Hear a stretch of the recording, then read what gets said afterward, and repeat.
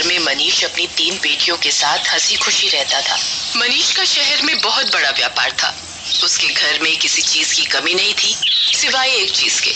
मनीष की बीवी की मौत एक कार एक्सीडेंट में हो गई थी, जिसकी कमी हमेशा उसे महसूस होती थी। मनीष ने अकेले ही अपनी बेटियों को पाला पोसा था।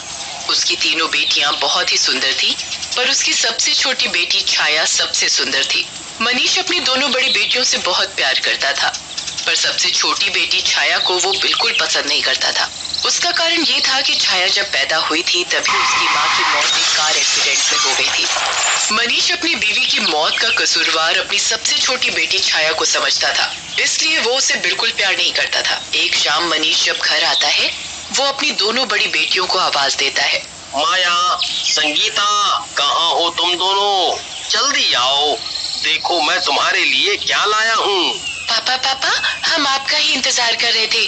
जल्दी से दिखाओ आप हमारे लिए क्या लाए हो। ये देखो संगीता, मैं तुम्हारे लिए कितने सुंदर जूते लाया हूँ। मेरे लिए क्या लाए हो पापा? मुझे भी दिखाओ। छाया दूर खड़ी सब देख रही थी। उसे लगा कि उसके पापा उसे अभी आवाज देकर बुलाएंगे और उसे भी कुछ देंगे। वो इंतजार करती रही, पर उसके पापा ने उसकी तरफ देखा भी नहीं। वो फिर डरते डरते अपने पापा के पास गई और धीरे से बोली, आप मेरे लिए क्या लाए हो? तुझे इस घर में खाने पीने को ढंग से मिल रहा है ना, तो उसी में खुश रह, समझी? ज्यादा उम्मीद मत लगा और जाकर अपना काम कर। छाया रोते रोते अपने कमरे में भाग जाती है। वो बहुत रोती है और अपनी माँ को बहुत याद करती है। छाया अपने पापा के दिल में भरे गुस्से को प्यार में बदलने की बहुत कोशिश करती थी। वो उनके लिए अच्छा अच्छा खाना बनाती थी, उनके सारे काम करती, पर सब बेकार था। मनीष को छाया पर न तो कभी प्यार आता और न ही दर्द। एक दिन मनीष अपनी बेटियों के साथ बैठकर नाश्ता कर रहा होता है। मैं कुछ दिनों के लिए बाहर काम से जा रहा हूँ, तुम अपना ध्यान रखना और अच्छे से घर में रहना। आप कहाँ जा रहे हो पापा? क्या हम आपके साथ नहीं चल सकते? नहीं बेटा, दरअसल वहाँ आसपास काजीरंगा नाम का जंगल है, तो तुम्हें वहाँ ले जाना ठीक नहीं है। तुम लोग घर पर ही रहो और खूब मजे करना। संगीता, माया और छाया उदास हो जाते हैं। उदास मत हो, मैं जल्दी ही वापस आ जाऊंगा। चलो अब जल्दी से बताओ कि मैं तुम्हारे लिए वहाँ से क्या लेकर आऊँ। मुझे एक सुंदर मोतियों की माला चाहिए। मैंने सुना है जहाँ आप जा रहे हो वहाँ के जंगलों में बहुत सुंदर फूल होते हैं, जो बिना पानी और मिट्टी के भी बहुत समय तक ताजा रहते हैं। मुझे वो फूल चाहिए। छाया इंतजार कर रही होती है कि उसके पापा उससे भी पूछेंगे, पर ऐसा नहीं होता। सब नाश्ता करके हट जाते हैं और मनीष अपने जाने की तैयारियों में लग जाता है। छाया मनीष का सारा जरूरी सामान बांध देती है। मनीष अगली ही सुबह निकल जाता है। एक दिन के लंबे सफर के बाद मनीष होटल में पहुंच जाता है, जहां उसने अपने लिए एक कमरा बुक किया हुआ होता है। मनीष कुछ दिन वहीं रहता है और अपने सारे काम खत्म कर लेता है। उसके बाद वो अपनी सबसे बड़ी बेटी के लिए एक सुंदर सी मोतियों की माला खरीदता है। माला खरीदने के बाद मनीष सीधा जंगल की ओर निकल जाता है। वो माया के बताए फूलों को बहुत ढूंढता है, पर वो उसे कहीं नहीं मिलते। फूल ढूंढते ढूंढते वो जंगल के बहुत अंदर पहुंच जाता है। अचानक उसे एक बहुत सुंदर और अलग सा घर दिखाई देता है। मनीष धीरे धीरे उस घर की तरफ बढ़ता है।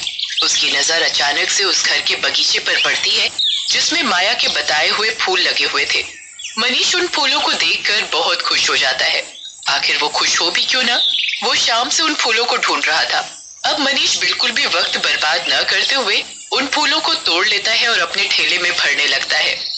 फूल तोड़ते ही मनीष को बहुत अजीब सा महसूस होता है। आसपास बहुत तेज हवा चलने लगती है और अजीब सी आवाज भी सुनाई देने लगती है। मनीष बहुत ही डर जाता है। वो जल्दी से वहां से भागने लगता है, पर वो अचानक किसी से टकरा जाता है। मनीष गर्दन उठाकर ऊपर देखता है तो उसकी आंखें फटी की फटी रह जाती हैं। उसके सामने एक बहुत खतरनाक भूत खड़ा होता है। भूत, भूत, मुझे जाने दो, मुझे जाने दो। ऐसे कैसे जाने दूं? तेरी हिम्मत कैसे हुई मेरे बगीचे से फूल तोड़ने की? अब मैं तुझे जिंदा नहीं छोड़ूंगा। भूत मनीष की गर्दन पकड़ लेता है और उसे मारने ही वाला होता है कि तभी मनीष रोने लगता है। मुझे जाने दो, मेरी 3 बेटियां हैं, वो मेरा घर पर इंतजार कर रही होंगी। उनका इस दुनिया में मेरे सिवा कोई भी नहीं है। उनकी माँ भी बहुत सालों पहले मर गई। तू मुझे पहले ये बता कि तूने मेरे बगीचे से फूल क्यों तोड़े? मेरा बगीचा और उसमें लगा फूल मुझे जान से भी ज्यादा प्यारा है। मुझे माफ कर दो, मुझे नहीं पता था, मुझसे बहुत बड़ी गलती हो गई। दरअसल मेरी बेटी ने इन फूलों का जिक्र किया था और उसी ने इन फूलों को लाने के लिए बोला था।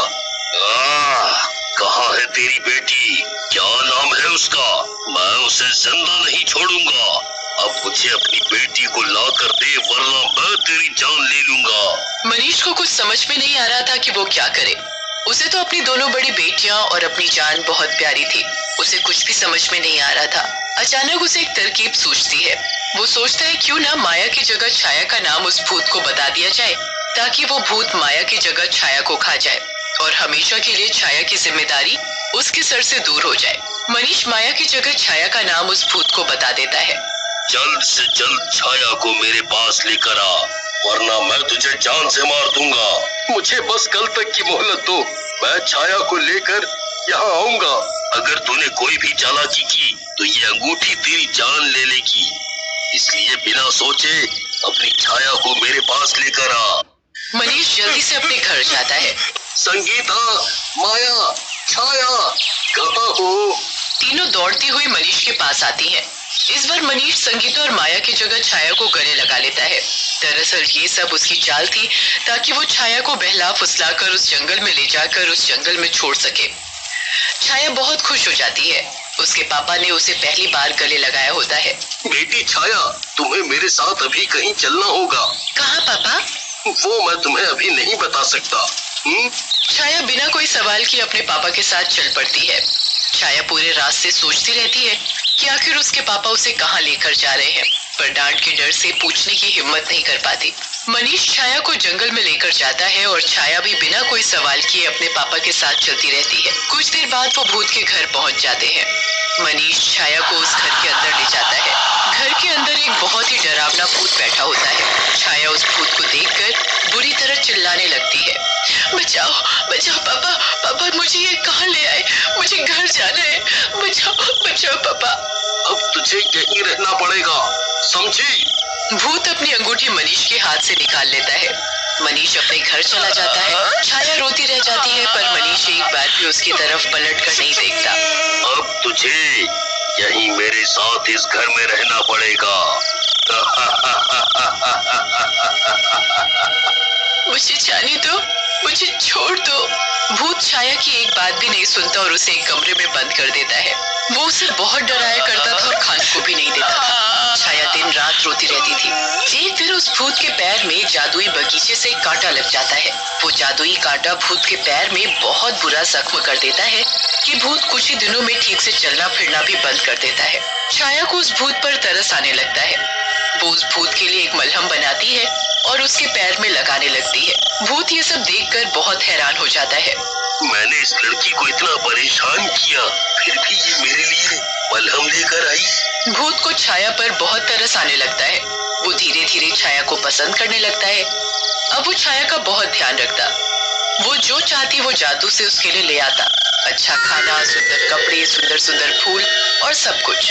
बहुत जल्द दोनों बहुत अच्छे दोस्त बन गए। सब कुछ बहुत अच्छा था, पर छाया अभी भी बहुत उदास थी। वो अपने पापा और बहनों को बहुत याद करती थी। एक दिन जब वो सबको याद करके रो रही होती है, तो भूत उसे एक जादुई शीशा देता है, जिसमें वो जिस मर्जी को देख सकती थी। छाया सबसे पहले अपने परिवार को उस शीशे में देखती है और वो देखती है कि उसके पापा बहुत बीमार हैं। छाया भूत के पास जाती है। मेरे पापा बहुत बीमार हैं, मुझे उनके पास जाने दो। मैं तुम्हें वहाँ नहीं जाने दे सकता। मैं यहाँ अकेले नहीं रह पाऊंगा।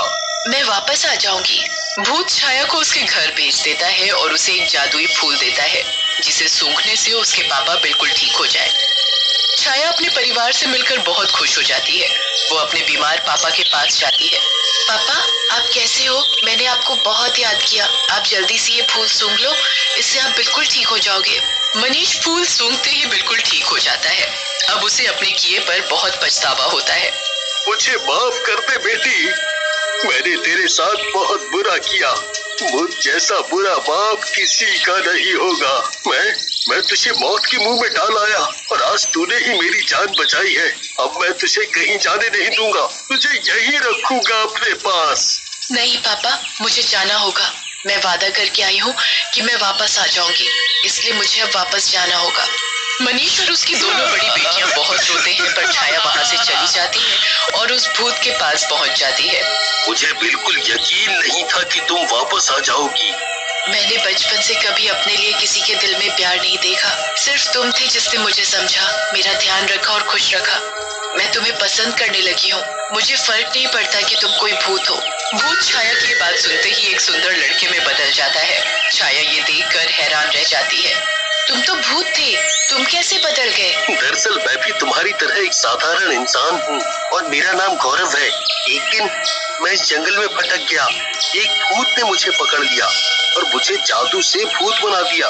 मेरा दिल भी भूतों की तरह कठोर हो गया था, पर धीरे धीरे तुम्हारी वजह से मैं बदलने लगा और लगता है आज तुम्हारी वजह से ही उस जादू का असर मेरे ऊपर से खत्म हो गया, क्योंकि उस भूत ने कहा था कि कोई सच्चे और अच्छे दिल वाली लड़की ही तुझे तेरे असली रूप में ला सकती है। छाया और गौरव